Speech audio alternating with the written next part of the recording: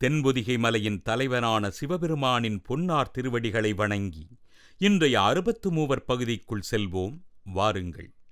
நமக்குத் தெரிந்த பல பிரசித்தி பெற்ற கோவில்களில் உள்ள நமக்கே தெரியாத அதிசயங்களைக் கண்டு வருகிறோம். அவற்றை தொடர்ந்து காண்போம். புதுக்கோட்டை மாவட்டம் பரக்கலக்கோட்டை ஆவுடையார் கோயில் திங்கட்கிழமை மட்டுமே திறந்திருக்கும். நள்ளிரவு 12 மணிக்கு மட்டுமே வழிபாடு.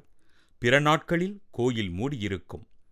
ராமநாதபுரத்திற்கு வடகிழக்கே 10 கிலோமீட்டர் தூரத்தில் உள்ள திருப்புல்லானி ஆதி ஜெகநாத பெருமாள் கோயிலில் உள்ள அரச மரம் விழுது விடுகிறது.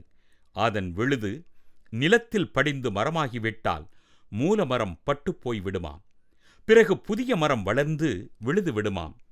இப்படி ஓர் அதிசய அரசமரம் தலவிருட்சமாக பெருமை சேர்க்கிறது. திவ்ய தேசமான திருவட்டாரில் சயன கோலத்திலுள்ள பெருமாளை 3 வாசல் வழியாக தரிசிக்க வேண்டும்.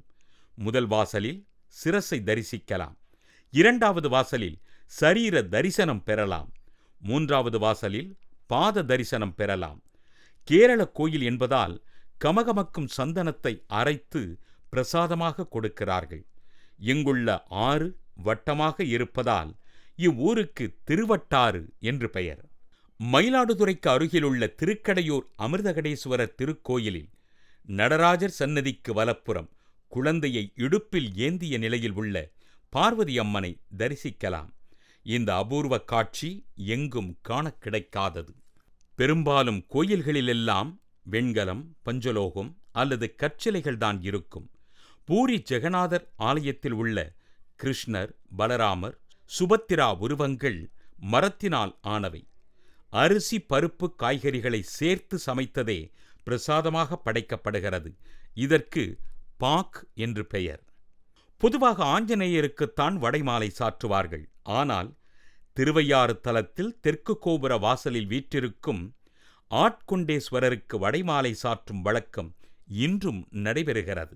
சில சமயம் லட்சம் வடைகளைக் கொண்ட மாலைகள் கூட சாற்றப்படுவது உண்டு.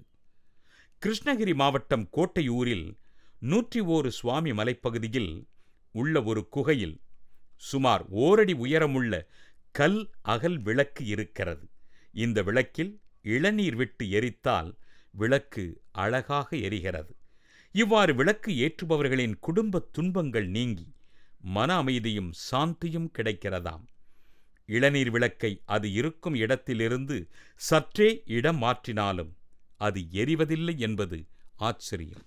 முருகப்பெருமானுக்கு கட்டப்பட்ட முதல் திருக்கோயில் என்ற சிறப்பை புதுக்கோட்டைக்கு அருகிலுள்ள ஒற்றைக்கண்ணூர் தலம் பெறுகிறது. முதலாம் ஆதித்த சோழன் இக்கோயிலை கட்டியதாக கூறுகின்றனர். இக்கோயிலில் முருகனுக்கு வாகனமாக யானை உள்ளது.